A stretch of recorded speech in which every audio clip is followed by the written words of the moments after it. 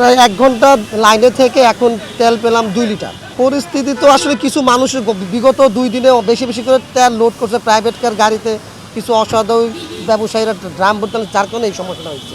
কি করব, এই যেভাবে নিয়ম ওইভাবে তো চলতে হবে, জোর ইচ্ছার বিরুদ্ধে তো জোর করে লাভ নেই।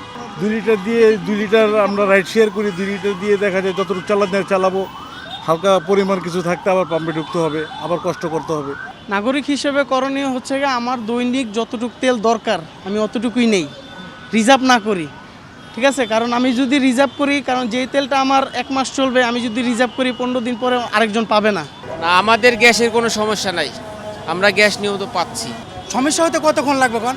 এই যে মনে করেন তেল না থাকলে এই আপনি গ্যাস উঠবে কোথায় থেকে, কারেন্ট না থাকলে গ্যাস উঠবে কোথায় থেকে? আমরা তো অনেকক্ষণ ধরে অনেক জায়গায় খবর নিয়েছি, মানে কোনো জায়গা এভাবেই অনেক কঠিন, মানে সব জায়গা থেকে সিরিয়াল কোনো জায়গা পাওয়া যাচ্ছে না। মানে আমরা তো জানি না, আমরা তো এখন আসছি, এবার যতটুকু দেয় আমরা এতটুকুই নেব। আমি তো আসছি 2 ঘন্টা আগে। আমি প্রথমে গেছিলাম 7 রাস্তা, ওখানে তেল পাই নাই, মানে একদম পাম্প বন্ধ। তারপরে গেলাম মতিঝিল, ও জায়গায় আমার তেল দেয় নাই। পরে এখানে আমি 2 ঘন্টা ধরে আর কি সিরিয়ালে ছিলাম, এখন ঢুকছি পাম্পের ভিতরে। এটা এখন ওই মধ্যপ্রাচ্যে একটু যুদ্ধের কারণে হয়তো বা একটু প্যানিক আছে, কিন্তু আমরা বলার চেষ্টা করতেছি যে প্যানিকের কিছু নয়, আমাদের পর্যাপ্ত তেল আছে, চাহিদা অনুযায়ী সবাই পাবে। এবং আমাদের মন্ত্রণালয় থেকেও প্রতিমন্ত্রী মহোদয়ও সেই নির্দেশনা দিয়ে গেছেন, গতকালকে আসছিলেন উনি, আমরাও সেটা বোঝানোর চেষ্টা করতেছি।